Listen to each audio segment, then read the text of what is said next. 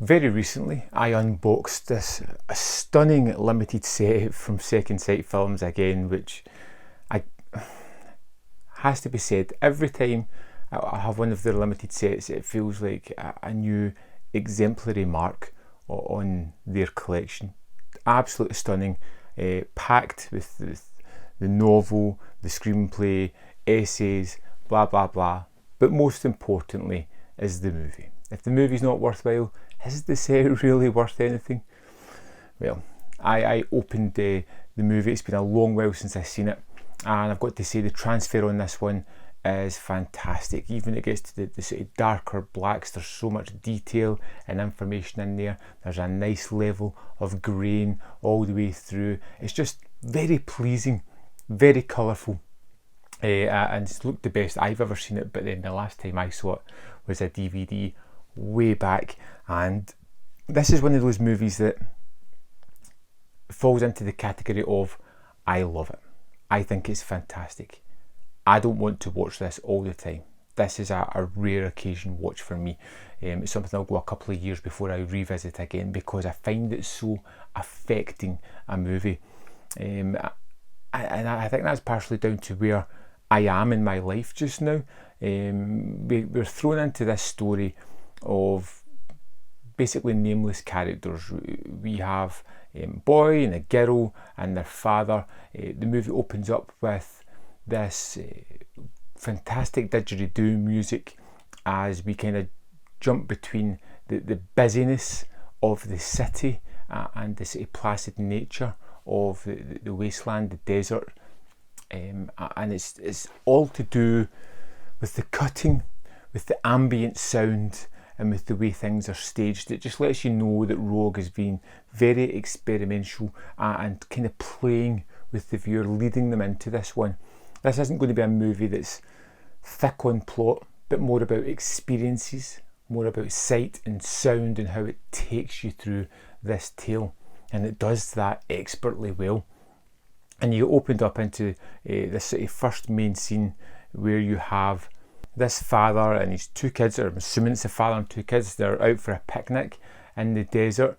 We've got Jenny Agutter as this sort of older sibling, a teenage girl who's kind of sorting everything out.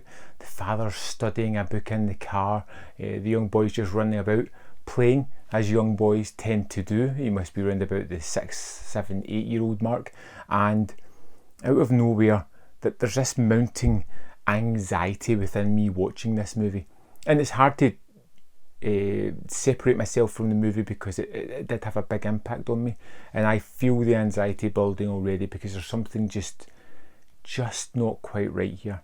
And pretty soon the father starts shooting at the kids, trying to kill them, and it's up to the older sibling to kind of take the younger one away to safety, where the father ultimately destroys the car and himself, leaving them abandoned in the outback. And basically from then on we have these two young kids who are against all odds, who probably will not going to survive, trying to survive in this insurmountable heat and this hard terrain that they're having to fight against. And they just kind of bounce about for the first couple of days trying to survive until they bump into an Aboriginal young man who is on his walkabout year. A year where they go out and survive in the wilderness on their own, just formulate their own identity. And he kind of takes them under the wing, and although they can't communicate, they get along and they create a kind of bond. And for the first maybe half a movie, before they bump into the Aborigine, there is a sense of dread and foreboding amongst these characters. You're watching young kids who are primarily helpless, one more than the other, and you have this utter dread that bad things are going to happen to them, and that swells up within inside me and makes me terrified for these characters. And when they discover this person, this third member of their troop, it kind of creates an almost family within themselves, and they come together, they're friendly, they're having fun. He's showing them how to survive, eat, drink off the land, and get them to a safe place. And it's done through all these prisms of wonderful cinematography, superb images that pop off the screen.